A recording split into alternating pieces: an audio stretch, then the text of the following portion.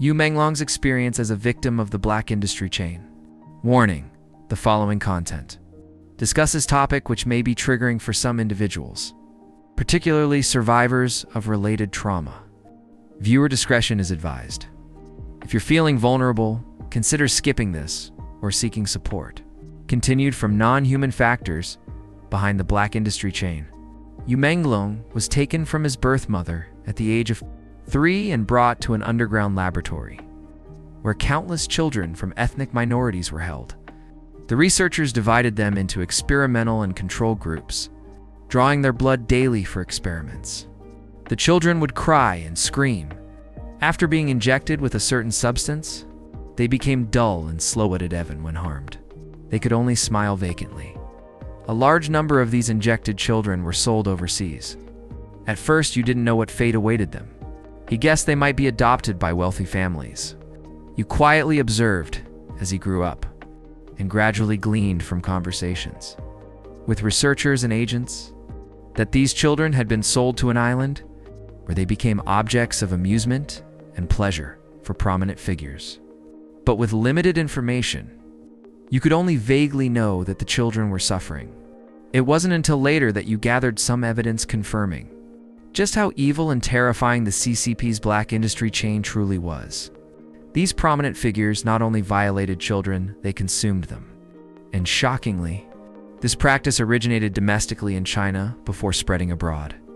What you didn't understand at the time was why these evil people relentlessly violated boys and girls. It was, in fact, to extract their vital essence, similar to the concept of harvesting yang to replenish yin. Harvesting yin to replenish yang, Yu himself, around the age of 10, like the other victimized children described above, was forced to become a bed companion for high-ranking officials and prominent figures. At that time, the entire world was under the control of demons. You only managed to collect extensive evidence of the deaths of domestically imprisoned children. Initially, agents abducted children everywhere. Later, as parents became more vigilant and children harder to obtain, the CCP resorted to luring Chinese and Southeast Asian women with high pay to a certain country, Phnom Penh or Cambodia. Among other areas for forced pregnancy and childbirth, the imprisoned women became part of the black industry chain.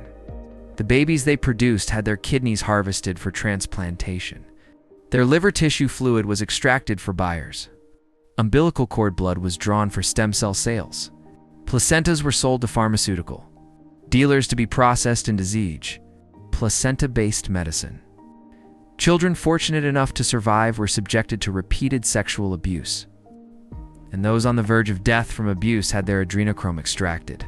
Slightly older adolescents were subjected to frequent blood draws to extract a certain hormone from their blood for producing rejuvenation drugs. There was an age restriction for making these drugs between 12 and 20 years old. Beyond age 20, the hormone in their bodies decreased dramatically, rendering them of no pharmaceutical value.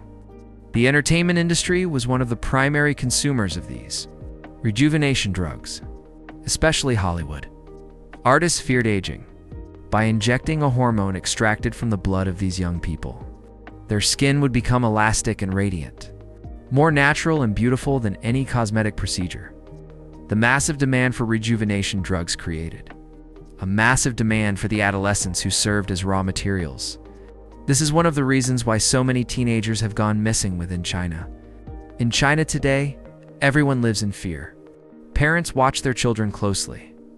But in rural areas with skip-generation parenting, where children are left in the care of elderly grandparents while their parents migrate to cities for work, entire classes of students have disappeared. The families of rural teenagers are almost all headed by grandparents raising grandchildren. These elderly grandparents have no means to search for the children. Most of them don't even know how to use the internet. When you went to teach in rural areas, he witnessed this situation firsthand. Some schools simply shut down because all the students had been taken away. Children and adolescents disappeared in entire batches. Yet the CCP government, upon receiving this information, never once inquired or assisted with investigations. What does this signify? This nation controlled by the evil specter of the CCP, uses children and adolescents as diplomatic tools, luring others with promises of rejuvenation and longevity in order to obtain enormous economic revenue and control international society. By this point, you had already collected a considerable amount of evidence, which he copied onto a USB drive that he carried with him at all times. He planned to reach a free country and then expose this entire black industry chain. Little did he know that word had leaked. On September 10th, 2025, he was persecuted to death by agents who cruelly cut open his abdomen precisely to retrieve that critical USB drive. You cared deeply about the suffering children.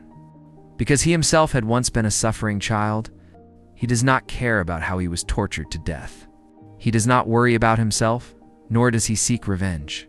His only thought is to save the suffering infants, toddlers, school children, and adolescents. Thank you for listening thus far. Please subscribe, like, and comment so we can update you more contents.